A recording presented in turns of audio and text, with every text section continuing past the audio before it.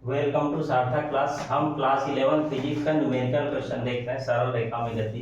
ठीक है, तो गति के समीकरण के बेस्ट क्वेश्चन है। तो ये क्वेश्चन लिखा, विराम से चलकर कोई पिंड जो है 3 सेकंड में 6 मीटर प्रति सेकंड का वेग प्राप्त कर लेता है, त्वरण ज्ञात करना है। ठीक, तो जब भी क्वेश्चन में विराम से चलकर अगर इस प्रकार से आया तो समझ जाना इसका जो प्रारंभिक वेग u का मान क्या होता है, 0।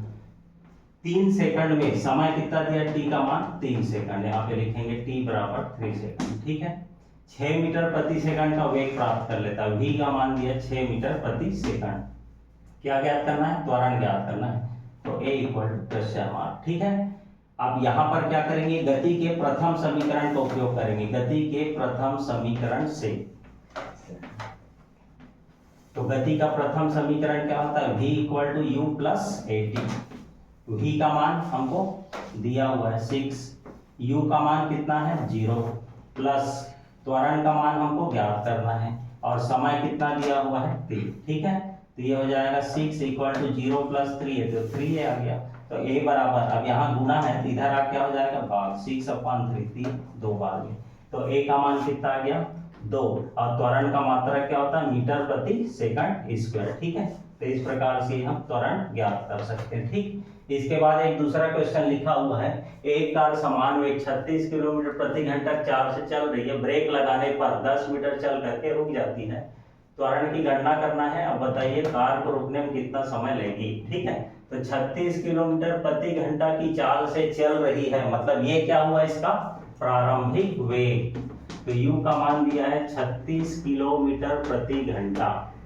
अब यहाँ पर ये जो विस्थापन है ये मीटर में दिया हुआ है, तो इसको भी क्या करेंगे, मीटर प्रति सेकंड में चेंज कर लेंगे। ठीक है, तो ये हो जाएगा 36, 1 किलोमीटर में कितने मीटर होते हैं, 1000 मीटर, तो 1000 से गुना कर देना, और 1 घंटे में कितने सेकंड होते हैं 3600, 3600 से इसको भाग कर देंगे, 0 0 यहाँ से 2 कट जाएगा, 36 से 36 कट गया, कितना आ गया 10 मीटर प्रति सेकंड। ये u का मान आ गया। 10 मीटर चल करके रुक जाती है, मतलब विस्थापन का मान दिया है 10 मीटर। अब कोई भी कार चल रही है और आगे जाके रुकेगी, मतलब उसका अंतिम वेग जो है वो क्या हो जाएगा 0, तो v का मान यहाँ पर क्या लेंगे 0 लेंगे। त्वरण की गणना करना है, a हमको निकालना है और रुकने में कितना समय लेगी t निकालना है, 2 चीज हमको यहाँ पर निकालना है। ठीक है, तो सबसे पहले क्या करेंगे, गति के तृतीय समीकरण का उपयोग करेंगे। गति के तृतीय समीकरण से, तो गति का तृतीय समीकरण होता है v स्क्वायर बराबर u स्क्वायर प्लस 2as। ठीक, v का मान कितना है 0, यहाँ पे आ जाएगा 0 का स्क्वायर, u का मान कितना है 10 का स्क्वायर प्लस 2, a निकालना है तो यहाँ पे a का a लिखेंगे, और विस्थापन s का मान कितना है 10। ठीक है, तो 0 का स्क्वायर 0, 10 का स्क्वायर ये हो जाएगा 100 प्लस 10 टू जा 20a।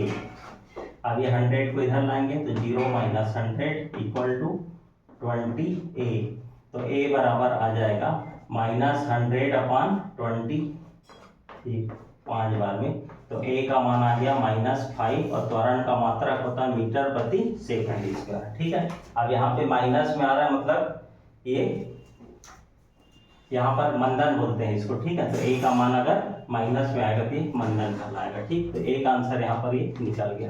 अब क्या ज्ञात करना है, अपने को t का मान ज्ञात करना है। तो t का मान ज्ञात करने के लिए फिर क्या करेंगे, गति के प्रथम समीकरण का उपयोग कर देंगे। गति के प्रथम समीकरण से, तो गति का प्रथम समीकरण है v बराबर u प्लस at। v का मान 0, u का मान 10 प्लस त्वरण का मान अभी हम निकाले हैं -5, और t का t रखेंगे। ठीक है, तो ये -5t को इधर पक्षांतर करेंगे तो +5t आ जाएगा इक्वल टू 10, तो t बराबर 10/5, 5 और ये 2 बार में, तो t का मान कितना आ गया 2, और इसका मात्रक होता है सेकंड। ठीक है, तो इस प्रकार से ये गति के समीकरणों का उपयोग करके हम आसानी से क्वेश्चन को सॉल्व कर सकते हैं। Thank you.